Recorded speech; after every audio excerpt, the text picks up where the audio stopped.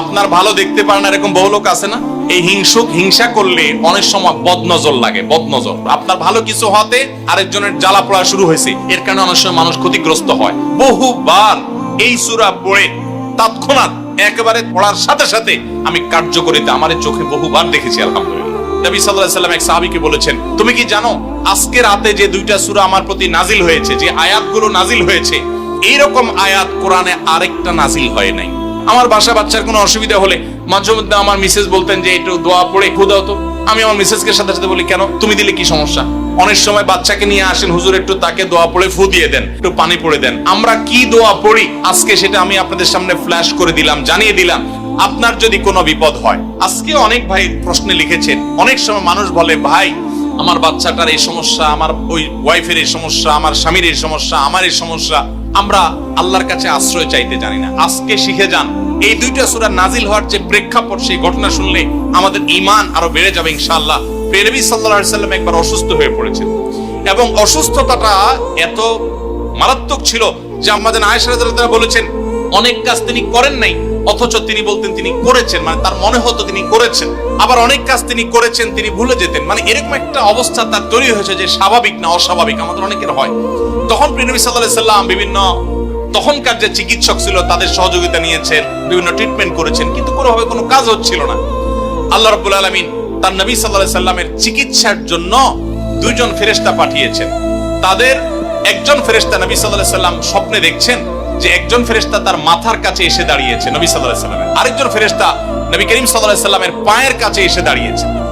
মাথার কাছে যে ফেরেশতা দাঁড়িয়েছেন, ওই ফেরেশতা পায়ের কাছে থাকা ফেরেশতাকে জিজ্ঞাসা করছিলেন যে এই লোকটার কি হয়েছে, অর্থাৎ নবী সাল্লাল্লাহু আলাইহি ওয়াসাল্লামের কি হয়েছে।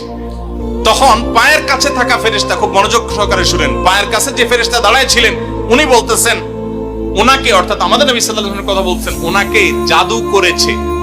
পায়ের কাছে থাকা ফেরেশতা এটা বলার পর মাথার কাছে থাকা ফেরেশতা আবার জিজ্ঞাসা করলেন, কে জাদু করেছে? পায়ের কাছে থাকা ফেরেশতা তার নামও বলেছে, লাবিদ ইবনে আসাম নামে এক ইহুদি, উপর দিয়া মুনাফিক মুসলমান সাজছে, আসলে সে ইহুদি, সে জাদু করছে নবী সাল্লাল্লাহু আলাইহি ওয়াসাল্লাম। এটা বলার পর আবার মাথার কাছে ফেরেশতা জিজ্ঞাসা করলেন, জাদুটা কোথায় আছে, কিভাবে করেছে? তখন বলা হলো যে চুলে জাদু করেছে, জাদুর মন্ত্র পড়ে চুলে গিরা দিয়েছে, গিরা দিয়ে জাদু করেছে।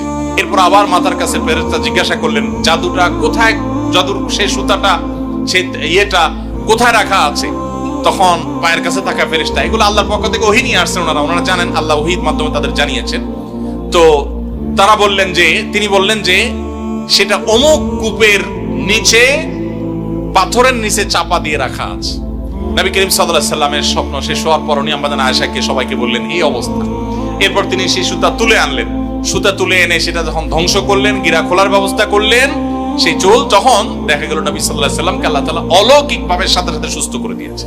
আপনি কোন আলেমের কাছ থেকে দোয়া দুরূদ পড়িয়ে নিতে পারেন, পানি পড়া নিতে পারেন, তেল পড়া নিতে পারেন, শরীরে ফু দিয়ে নিতে পারেন, এগুলো জায়েজ। রুকিয়া, ঝাড়ফুঁক বলে এগুলোকে, কোরআন আয়াত দিয়ে এগুলো করলে অসুবিধা নেই ঝাড়ফুঁক করা। কিন্তু আপনারা যারা এখানে আছেন সবাই এই আমলটা করতে পারেন। সেটা কি? সূরা ফালাক এবং সূরা নাস আপনারা ঠিকমতো পড়বেন। দেখেন আপনার বাচ্চার কোনো অসুবিধা হয়েছে, আপনি নিজে পড়বেন। কোন হুজুরি দিয়ে করাতে পারলে ভালো। রাত 10টা বাজে বাচ্চা হঠাৎ কান্নাকাটি শুরু করছে, অস্বাভাবিক, আপনার কাছে মনে হচ্ছে অস্বাভাবিক কিছু, তো আপনি সূরা ইখলাস, সূরা ফালাক, সূরা নাস 3 বার পড়ে বাচ্চাকে ফু দেন। যদি আল্লাহর প্রতি ইয়াকিন থাকে আপনার, আল্লাহর শপথ করে বলছি, আমি নিজে আমার জীবনে বহুবার এই 3 সূরা পড়ে তৎক্ষণাৎ একেবারে পড়ার সাথে সাথে আমি কার্যকরিতা আমার চোখে বহুবার দেখেছি, আলহামদুলিল্লাহ। অতএব আপনি যদি ইয়াকিনের সাথে সূরা ফালাক, সূরা নাস, বিশেষ করে এই দুইটা সূরা আর সূরা ইখলাস সহ পড়তে পারলে আরো ভালো, তিনটা সূরা যদি আপনি পড়ে বাচ্চাকে ফু দেন, নিজের শরীরে ফু